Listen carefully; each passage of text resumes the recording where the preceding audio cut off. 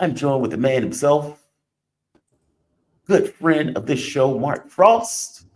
Mark Frost is an economist, professor, consultant, drummer, Eagle Scout, Marine capitalist, Marine Schumpeterian, recovering libertarian. Mark, I know that by heart. How you doing, my man? You doing okay this morning? I didn't Always even look good. at the thing. I pulled it up and didn't even look at it.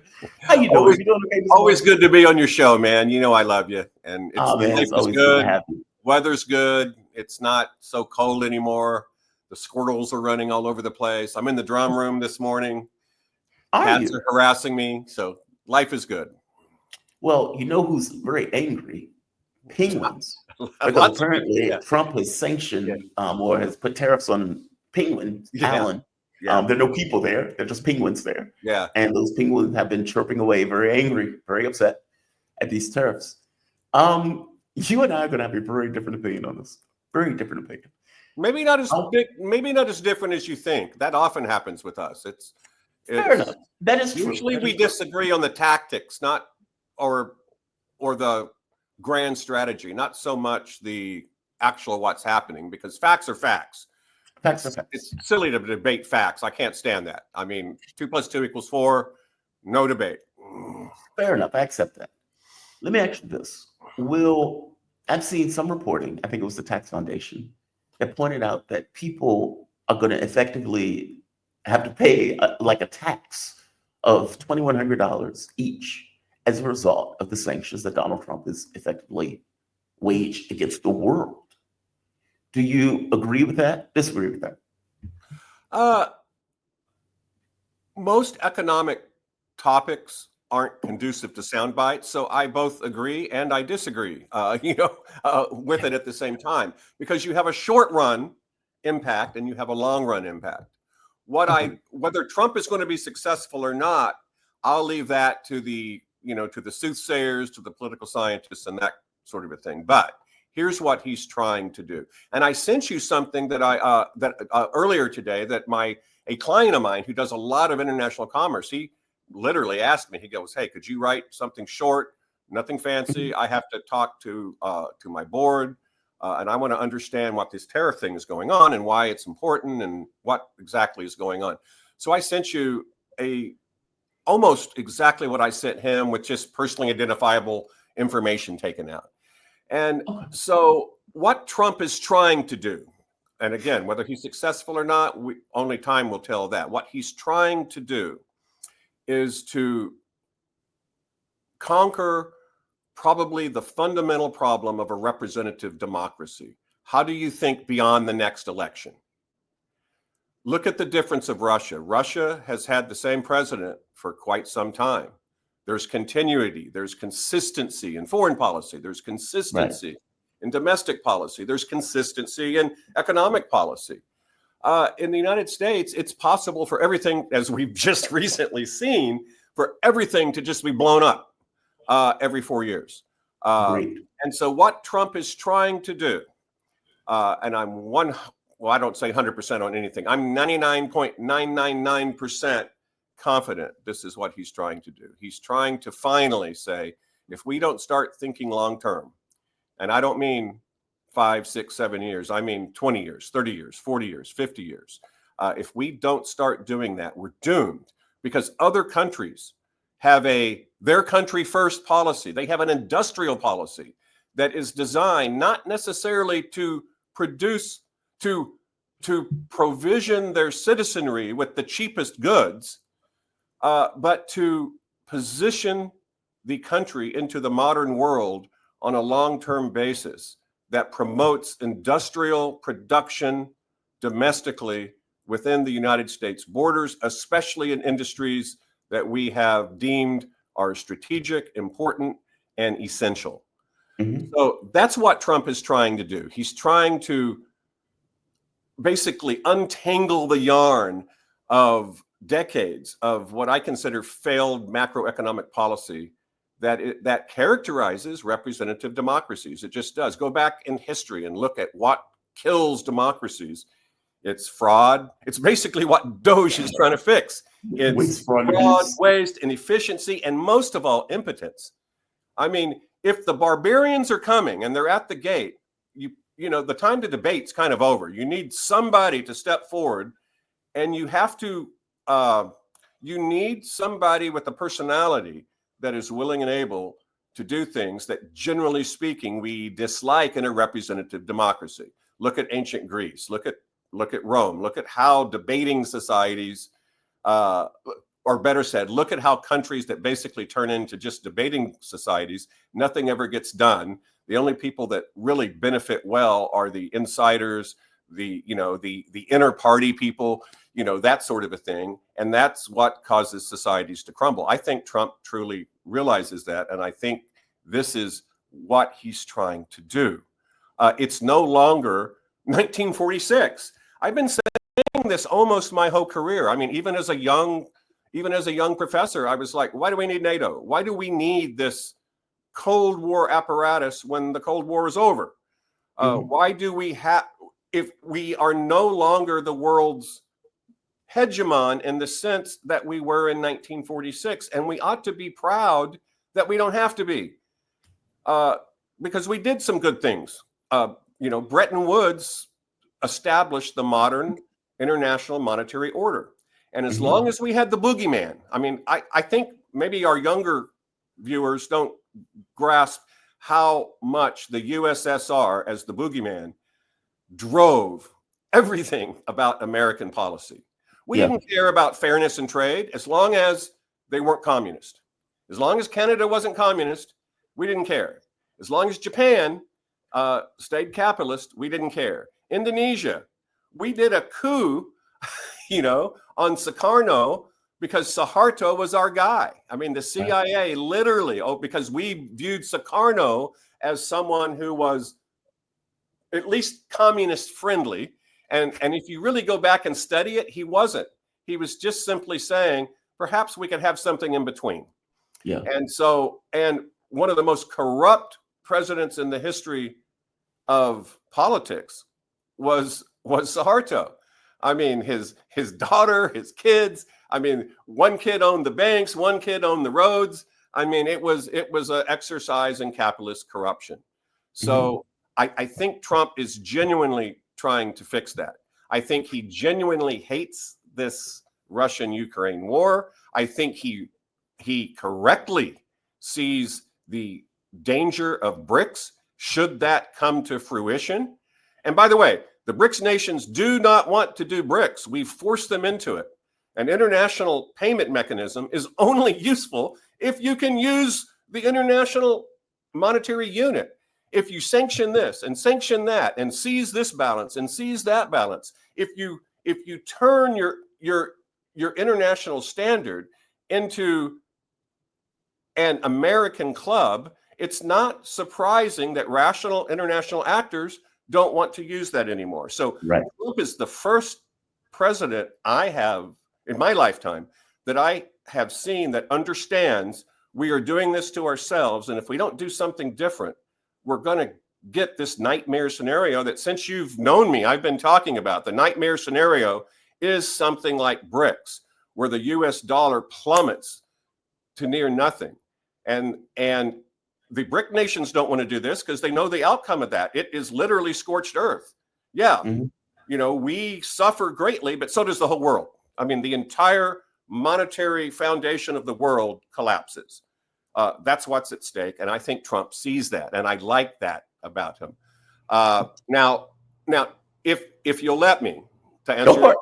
I haven't said a word. I'm going to take my economics hat off now and I put my psychologist hat on. Trump is a trip. Can we agree on that? Is that a fair statement? I don't care if you love him or hate him. That dude is a trip. I've never seen anything like it. Maybe if you go back and study Huey Long or Andrew Jackson or somebody like that, Trump is a trip. He likes to hear himself talk, but he's not stupid. He's playing chess, not checkers.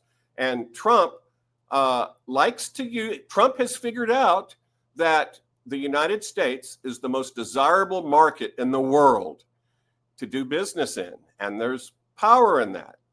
And he says tariff, tariff, tariff, tariff, tariff. And like you said, he's going to tariff penguins.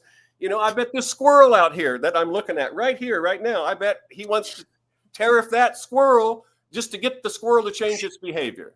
And you know what? It seems to be, it's premature to say it's working, but it's kind of working. People forget it's only been what? It's only been a little over 2 months. It's already kind of working. We already have, now pledges are not the same as actual checks written. But we already have some very large pledges. I think it's in the tune of about $3 trillion of new direct foreign investment from overseas. We have people caving all over the place on tariffs. People do not want a trade war. And Trump is doing what I consider 11th hour Brinksmanship. Trump is someone that if you're going to play a game of, Trump is one of the last people in the world I want to play a game of chicken with. I would say Trump and Putin have more in common than people understand. Both of those people, if you play a game of chicken with them, you better be prepared to get hurt because neither one of them want to flinch. And in the game theoretic, in the expectations view of that, people understand that Trump is a bluffer, but he is willing and able to go through with the bluff.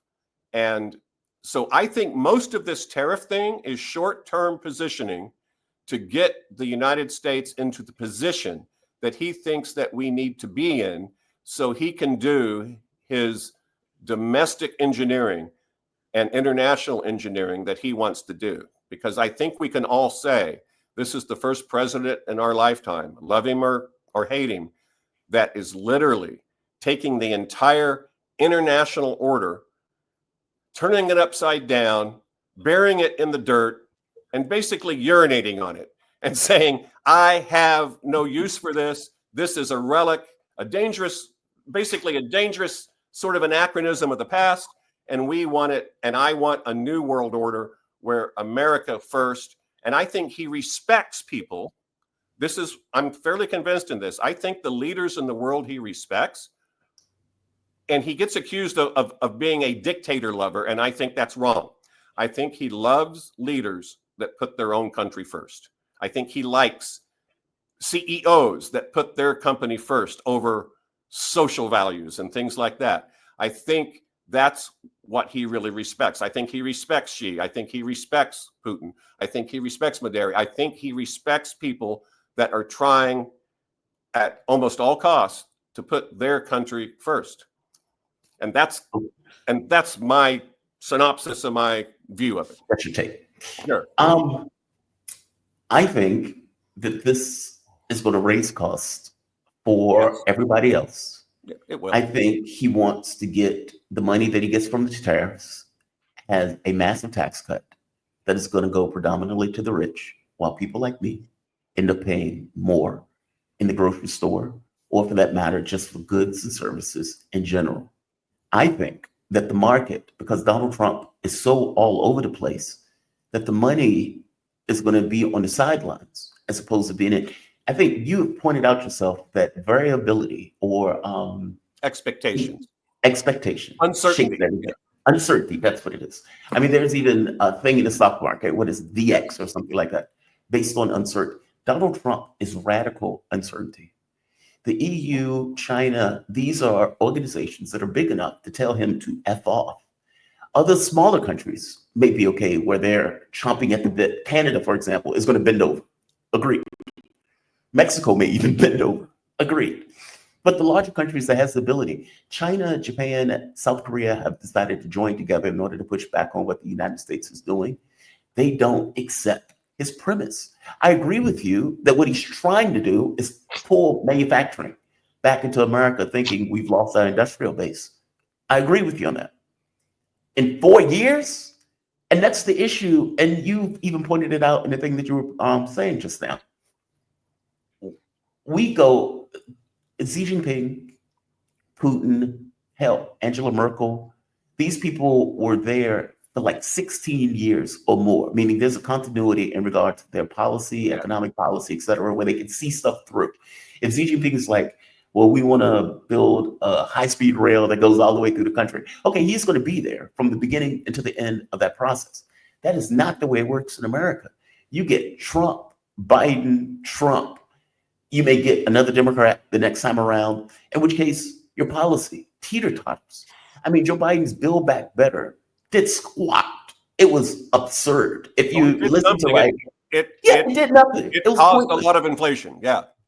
I mean, the money wasn't even distributed per se based on the way that Joe Biden had created the legislation. And then you go to Trump, and Trump is going to kill the Build Back Better thing. So that's not going to be an issue of policy. Now Trump comes up with a new world order in regards to the Ukraine war, NATO, maybe.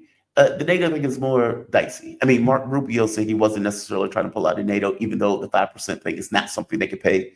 So there may be a bit of deep politics being played in regards to NATO. Yes. I agree with you that that's what he's trying to do. I disagree with you that that's what's going to happen. Well, I don't. well, on that note, notice what I said. There's a short run and a long run. If you Mhm. if tariffs make things more expensive that are imported, that's a fact. It's not up for debate. I don't care Right. if you're a left-wing economist, a right-wing economist. You're not an economist. You're just somebody on TV that talks. I don't care. Tariffs make things more expensive to the extent that you continue to import them. And the things that will be made the most expensive are the things that in the short run, we have no domestic alternative for. It might be Right. something as simple as a 1 penny screw that we just simply don't make domestically. We can make them domestically, but we can't make them domestically tomorrow. We Mhm. can make them domestically in 6 months, maybe, and it depends on the industry that we're talking about. But tariffs absolutely will increase uh, prices for whatever that they are levied on, consistent with the price elasticity of demand of that particular good. You know, if it's insulin you're importing, then the consumer will pay 100% of that tariff. If there's lots of close domestic substitutes and consumers can very quickly stop buying Chinese screws and start buying screws made in Mhm. Oklahoma, then the seller will pay 100% of that tariff if they want to continue to, if they want to continue to do business, in the United States. Right. So there's the short-term thing, and that's why I prefaced what I said with sort of the macroeconomic, or better said, the international political economy Achilles heel, if you will, of a representative democracy. It is fickle and it's very difficult to keep anything going in a continuous manner. However, Mhm. Trump is destroying the Bretton Woods arrangement. He's literally destroying it. He's destroying some of the internal institutions of Congress. He's destroying, in many ways, from my perspective at least, the way people look at the Supreme Court. He is an institution buster, but I think in the long run, he's trying. What I think Trump would like to have is to have free trade agreements with all these different countries individually, and do it in a way that we believe helps us, and a good agreement that is lasting. You and I make an agreement. If it's all one-sided for me, you're going to break that agreement sooner or later. Right. If it's all one-sided for you, I'm going to break it sooner or later. A good agreement is where people walk away and they compromise, they give something up, somebody else gives something up, and you have a viable, and because of the agreement, there is a positive sum game. The sum of the wealth is more than the sum of its parts. There's a synergy in there. And so I think, so I support what he's doing if to the extent that I perceive what he is What he's doing. doing. And I Yeah. think he will be successful, because one thing that I've learned, and this, I don't know if you remember back when you first met me, there was nobody more anti-Trump than me. Nobody. Right. Right. Nobody. And I haven't gone full MAGA, but I am, relative to what we had, I'm fat, dumb, and happy. I am exceptionally excited about what's moving forward. Now, my one dislike that I think it's an inconsistency. I like what Trump has looked at the Ukraine-Russia war and said, this is a loser's game. And I think he's basically told Ukraine, do what I want or I'm out of here. Well, if I was President Putin, I would like that. Nobody is going to support a ceasefire if you're winning. Right. You know what I mean? Right. Now, maybe Right. they would have done maybe a Why it makes no ceasefire would have sense. been done, back in the Biden administration when when the war first started, didn't go their way so much. But if you're winning, nobody wants to do a ceasefire. No. I am disappointed in the Middle East policy. I am disappointed because one of the things I liked about Trump relative to the Biden administration is I thought I was getting rid of the warmongering, and maybe I still have, but I do still believe and I'm not anti-Israel. I'm anti-Israel obsessed. I'm anti-Zionism, if you will. Right. I have no problem with Jewish folks. I have no problem with Israel existing. I have no problem with any of that.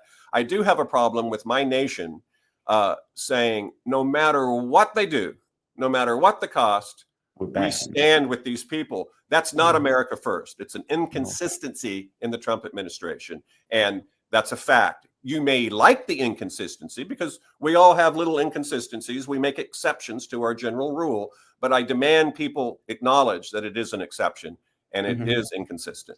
Let me ask you this, Mark. Do you really think that industries are going to take the hit necessary to bring industries back into the United States with a president that is going to be gone in 3 to 4 years?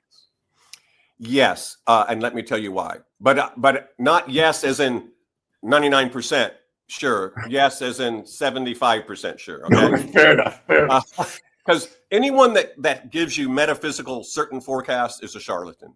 Just don't have them on your show. Get rid of them. Those people need to be on MSNBC and Fox and all that. They're sure. They're not even real economists. They're talking heads. Maybe they have an economics degree, but they don't do real economic work. They don't get in spreadsheets and spend days forecasting, analyzing, adding, subtracting, projecting, and all that sort of a thing. The initial signs that Trump's strategy is working is, now it could just be pomp and ceremony. I admit that, but I don't think it is. We have a huge number of official announcements from international corporations that have committed, the last time I checked about a week ago, was about $3.4 trillion of new direct foreign investment. Just to be clear, though, that was before his tariff war. Well, they knew it was coming. They knew it was coming. And I still don't consider this a tariff war. A tariff war, hold on, this is a tariff battle. This is come on. No. Hold on. Hear me out. This is tariff saber rattling. This is Trump positioning himself and the country to what I believe he thinks is going to get him what he wants. Trump isn't stupid. Nobody wants a real tariff war unless there's no other choice. Now, what makes Trump dangerous is when he plays chicken, he actually will push the button before the other person. He won't turn, is what I'm saying. So you have two cars going at each other. Trump isn't going to turn. And his secret weapon is most people will veer. Most people will turn away from the head-on collision, and they know Trump won't. And that's how you win games of chicken. China's not. So, well, actually, they already are. She just got through giving an interview, and he talked about that BRICS is a last unit. They don't want a tariff war with China. And if you notice, the largest criticism of Trump is that, this is all announcements. Again, this is the saber rattling and the cold tariff war that everybody wants to avoid that. So, but if you look at who Trump has been the nicest to in terms of his tariffs, because if you really want to hurt China with tariffs, 20% doesn't do anything. You need a 200% tariff because, to really make that have teeth. Trump has actually been friendlier to China than he has been to Canada, than he has been to the UK. He has been, and I believe, and you can have me on. If I'm wrong, you can have me on, and I will eat crow publicly. I'll publicly announce that I'm wrong. And then, but if I'm right, you can have me on, and I'm gonna, ham it up a little bit, and pat myself on the back, somewhat with that. But I do believe that that the initial signs, and it's premature, but the initial signs are direct foreign investment is coming. Even though they know Trump won't be president again, the Democrats are the dumbest. The modern Democrats are the dumbest. I mean, I don't claim to be some grand political analyst, but these are stupid people that run the Democratic Party. I see no one that I think the Democratic Party, unless something huge happens, is almost done for at least for the extended future. So the next president is probably, I would not be surprised if 2028 is Vance Gabbard. I would not be surprised in that at all. So even though Trump may not be president, Trump has destroyed the Republican Party. Or let me say it differently. He's destroyed the conservative nature of the Republican Party, because the whole nature of conservatives is they want tomorrow to be a strong function of what yesterday was. That's what a conservative is. Let's not have a whole lot of change.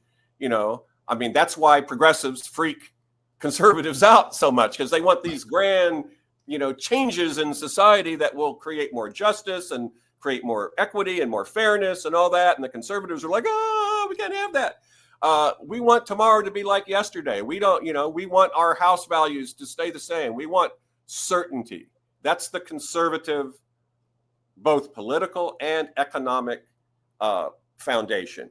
Right. So given the increase in direct foreign investment, given the fact that just about everybody has backed down on the tariffs, even though publicly they're going to rattle their sabers to back down, I believe Trump is going to back down and give people an opportunity to have face.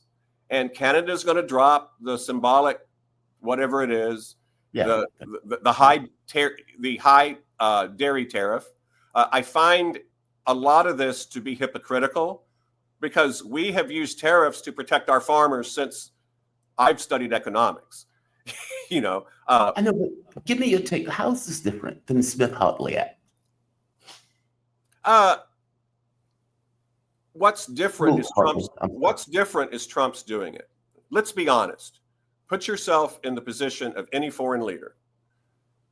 Joe Biden comes to you and says, I demand you do X, Y, Z. Be honest. Yeah, you don't care. What are you going to do? No, you're going to laugh. Right. Yeah, you don't care. But Joe Biden is actually. You're going to laugh. Yeah. You're going to just be like, okay, dude. Yeah, keep talking. Yeah. You get your popcorn out. Now, when Trump says this, again, you don't have to like him. You can hate him. But if you're an objective person that can think things that you don't like and don't agree with, Trump is a different kind of person. I know, but it depends on what it is, Mark. Like, if I'm China, I'm not accepting this. I am big enough that, look, the amount of trade that goes between the US and China is only 2% of China's GDP. They don't care. They may want to trade with America, but they can do without us. And I get the sense, I was reading some of the reports that pointed out that the dollar itself became more dodgy because of what Trump is doing with this. Meaning you already had the dollar go for 70% of the world reserve currency, like 50-something%. And their point was, this makes that even more dubious, that what Trump is doing is sticking his neck out. This is a risk for the U.S. economy, not just the world economy. I dispute those numbers, by the way. I don't know where you got that source, but that's not what I would. You don't buy it? State no. That the world reserve currency, that the U.S. dollar is like 58%.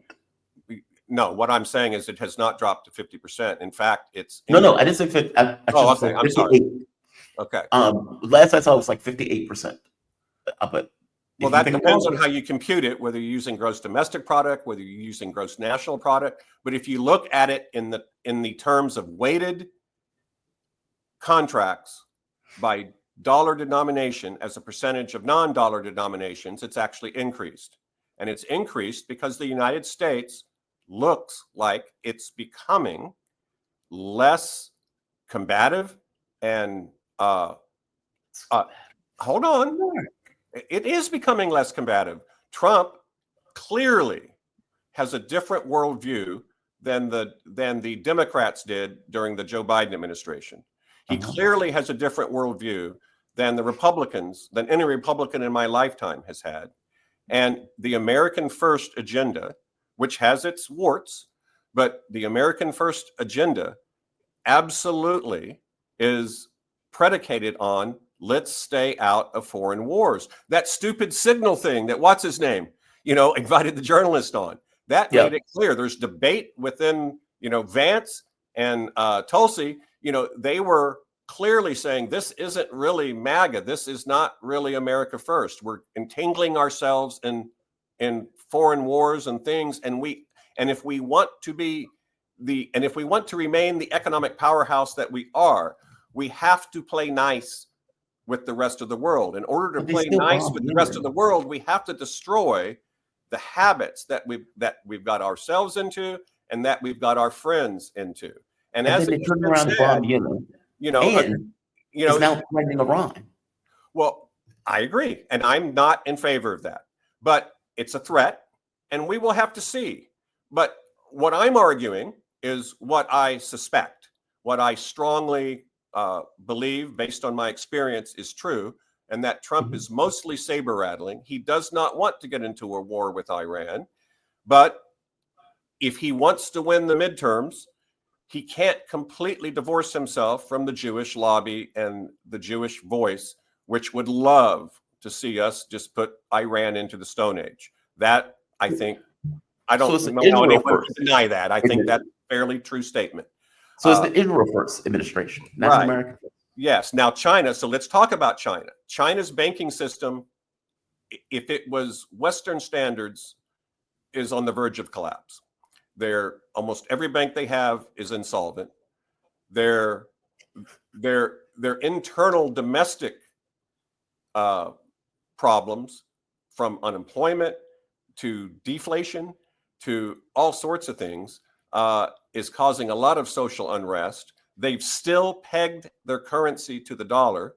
And during the Biden administration, when we printed money like printing presses were going out of style, they were forced to print money. And they didn't need to print money because their economy was already overheated. Then they printed money. Then I think you had me on about 5 years ago, and I said China's about to do a controlled burn. They're going to forcibly put their economy into a recession so that they don't have a depression. That's exactly what they did, and it stopped the crumbling of what they have. But China has a lot of problems, and China understands that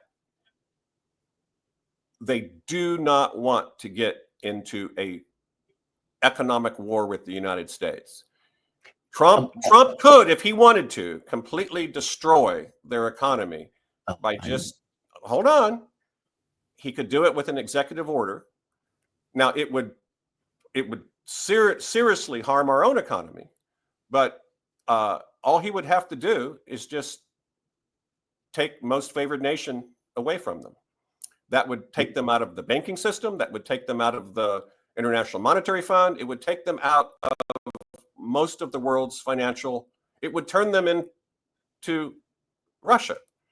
Now, Russia, one of the magnificent things about Russia, you had me on the day of the sanctions, that when Biden put the sanctions on them. And if you remember what I did, I bought rubles. I bet the farm. Right. Right. I lost money for a week. And then I quadrupled my money. And I told people, this is unsustainable. It's not going to happen. And I sold half of it. I still have the other half. And if you go look, ruble's doing good. Mark, I'm gonna have to have another. It's always fun, man. Always fun. I'm gonna leave it on that. Now, I gotta be honest. I don't know if that's true about the Chinese economy. Sure. I would have somebody on. I don't know enough about the Chinese economy to debate one way or the other on it. So I'm gonna leave your comment the way your comment is. You're right. You did buy rubles. You did make a ton of money on rubles. I remember when that first took place. I wish I would have followed you and bought those rubles. Right with you, Mark. I always appreciate having you on, man. Always a Really do. pleasure, my friend. Thank you for this, Mark Frost, Best economist. show on professor. YouTube. Thank you. I appreciate that. Sure. Economist, All right, professor, consultant, drummer, Eagle Scout, Marine, capitalist, supertenarian. And you can Cat follow lover. Mark on Twitter at Frosty Cash. I always appreciate you, man. Whether I agree with you or not, I always appreciate these conversations. You be safe, Mark. Have a good All one. right, man. You have a great one. Thank you.